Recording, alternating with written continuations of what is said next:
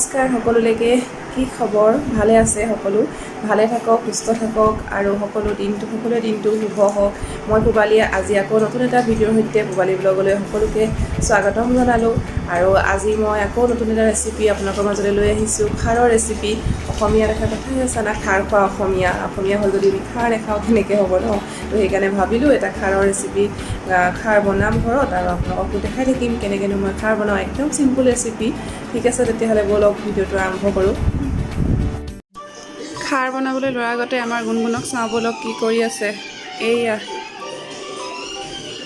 ধুনীয়াছে বহি লৈ পিনে মটু পটলু চাই আছে তুমি কি চাই আছানো কি চাই আছা গুণু অঁ বাদাম খাই আছা আৰু টিভিত কি চাই আছা মটু একো নহয় পৰক দিয়া পৰা বস্তু নাখায় বেয়া আৰু পৰা বস্তু নাখায় বেয়া বুলি কৈছোঁ নাই আছে না তোমাৰ তাতে আছে না আৰু দিম নহয় মই বুটৰ বাকলিবিলাক গুচাই দিলে মানে খাই ভাল পায় আৰু এইবিলাককে বাদাম বুলি কয় আৰু খাবা অঁ মোক চুমা এটা দিয়া আৰু লাগে যদি এটা চুমা দিয়া দিয়া অঁ দিম মই চুমা দিলেহে দিম মোক এটা চুমা দিয়া এনেকৈ দিয়া নিদিয়া চুমা ন চুমা নিদিয়া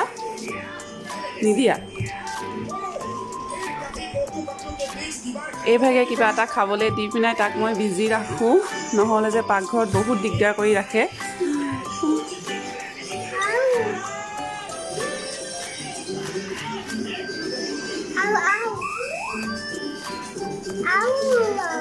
আৰু খাবা অঁ কোৱা মা দিয়া বুলি কোৱা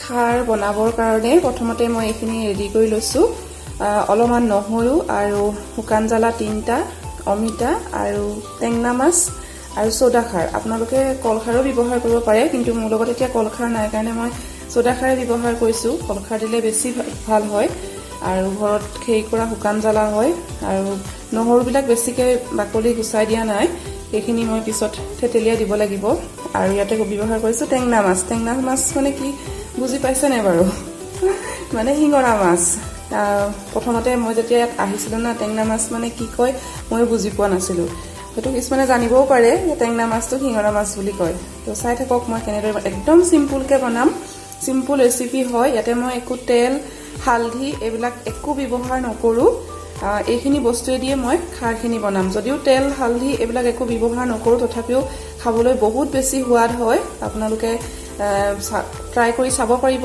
বনাই খাই চাব পাৰিব এই চিম্পুল এইখিনি বস্তু দিয়ে মই খাৰ বনাম আৰু চাই থাকক তেতিয়াহ'লে মই কেনেদৰে বনাওঁ খাৰ বনাবৰ কাৰণে প্ৰথমতে মই এখন কেৰাহী পাতি লৈছোঁ আৰু ইয়াতে অলপ পানী দিছোঁ আৰু এতিয়া ইয়াতে মই অমিতাখিনি দি দিম আৰু অলপমান নিমখ আৰু ইয়াতে খাৰ ব্যৱহাৰ কৰিম দিয়া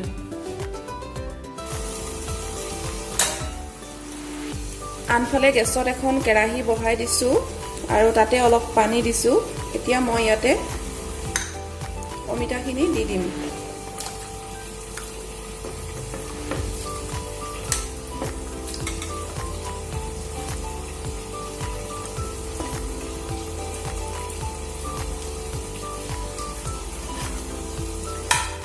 পানী দিছোঁ আৰু অমিতা দিলোঁ আৰু এতিয়া আন্দাজমতে নিমখ দিম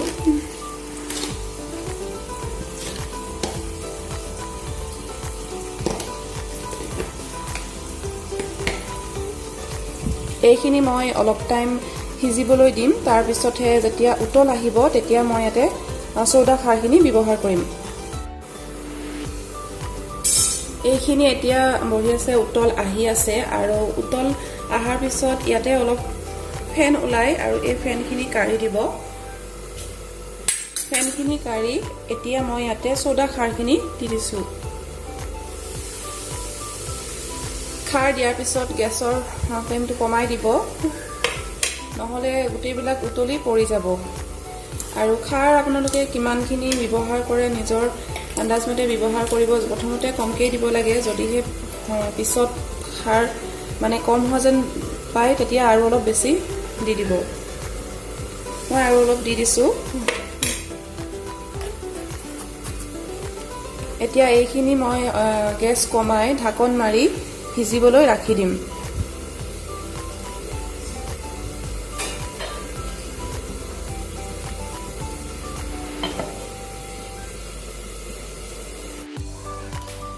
অমিতাখিনি প্ৰায় আধা সিজা হৈ গৈছে আৰু এতিয়া মই ইয়াতে মাছখিনি দি দিম আৰু শুকান জ্বালাখিনি কাটি দি দিম।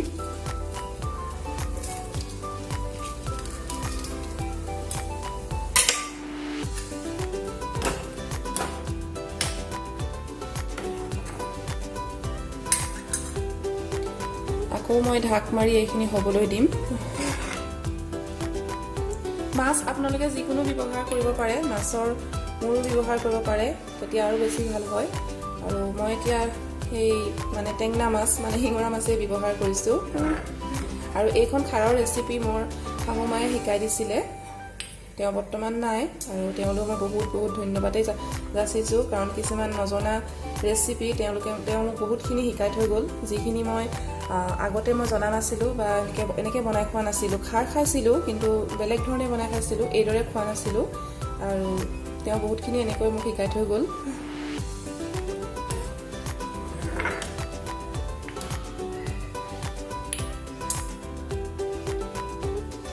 মাছ দিয়াৰ পিছত আকৌ ঢাকি সিজিবৰ কাৰণে ৰাখি দিব। খাৰখনৰ মেইন বস্তুৱে হৈছে, মই এতিয়া এটা দিম, এইটো হৈছে থেতেলিয়াই লোৱা ৰহুন। এইটো আপুনি দিব লাগিব, কাৰণ এইটোৱে মেইন বস্তু। আৰু এই থেতেলিয়াই লোৱা ৰহুনখিনিয়ে আপোনাৰ খাৰখন অধিক টেষ্টি কৰি তোলে। মই ইয়াতে আৰু মানে ৰহুনখিনি হোৱাৰ আগে আগে দিব লাগে, আগত দিব নালাগে, যাতে তাৰ এটা গন্ধ পিছলৈকে থাকে। আৰু আপোনালোকে জানিব, যদি খাৰ জোখত হয় তেতিয়াহ'লে খাৰখনৰ এটা ধুনীয়া কালাৰ আহিব, আৰু যদি কম হয় তেতিয়াহ'লে এনেকুৱা কালাৰ নাহে, তেতিয়া মানে অলপ বগা দৰেই হৈ থাকিব। আৰু আগতেই কৈছোঁ, মই একো হালধি আৰু একো ব্যৱহাৰ কৰা নাই মাছত। মাছ ফ্ৰাইটোতে হালধি দিয়া গৈছে, তাতে যিখিনি লাগিছে আছে, কিন্তু বেলেগটোৱে মই ইয়াত একো হালধি ব্যৱহাৰ কৰা নাই। আৰু যেতিয়া খাৰ মানে হ'ব তেতিয়া এটা ধুনীয়া কালাৰ আহিব। আৰু নমোৱাৰ আগতেই ৰহুনখিনি দি দিব লাগে, তেতিয়া ইয়াৰ খাবলৈ সোৱাদটো বহুত বেছি হয়। এইখিনি আপোনালোকে চাব পাৰিছে।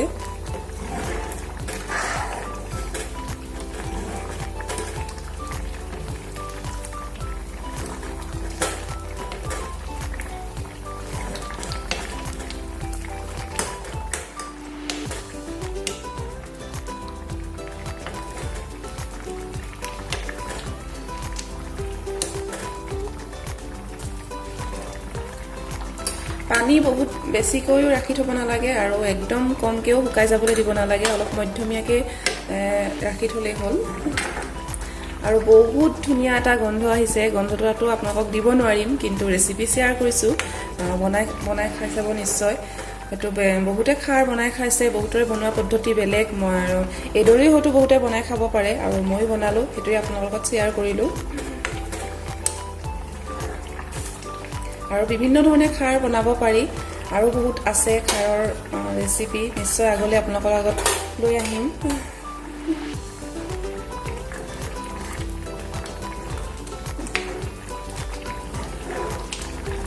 যিসকলে এইদৰে বনাই খাই চোৱা নাই, একবাৰ খাই চাব, তাৰপিছত মোক কমেণ্ট কৰিব কেনেকুৱা লাগিলে।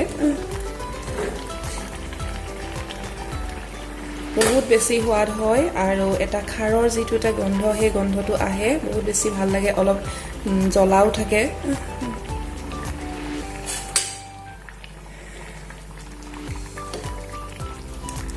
এয়া এতিয়া আমাৰ খাৰ হৈ গৈছে, মই এতিয়া গেছ অফ কৰি দিম।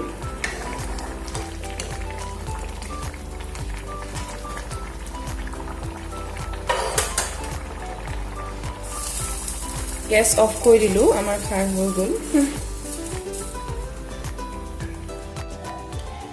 ফাইনেল খাৰৰ ৰেচিপি ৰেডি হৈ গ'ল, আৰু আপোনালোকে বনাই এইদৰে খাই চাব, বহুত বেছি সোৱাদ হয় খাবলৈ। যিসকল একেবাৰে নতুন একেবাৰে নাজানে বনাব তেওঁলোকেও এইদৰে বনাই খাই চাব পাৰিব আৰু মই আজি ভিডিঅ'টো ইমানতে সমাপ্ত কৰিছোঁ আপোনালোকৰ যদি এই ৰেচিপি ভাল লাগিল তেতিয়াহ'লে এটা লাইক কৰিব কমেণ্ট কৰিব আৰু সাবস্ক্ৰাইব কৰিব লগতে থকা বেল আইকনটো দবাই দিব যাতে মই আৰু এনেকুৱা ধৰণৰ ৰেচিপি দিলে সবতকৈ আগত আপোনালোকে চাবলৈ পায় তো আজিলৈ ইয়াতে সমাপ্ত কৰি সকলোলৈকে ধন্যবাদ জনাইছোঁ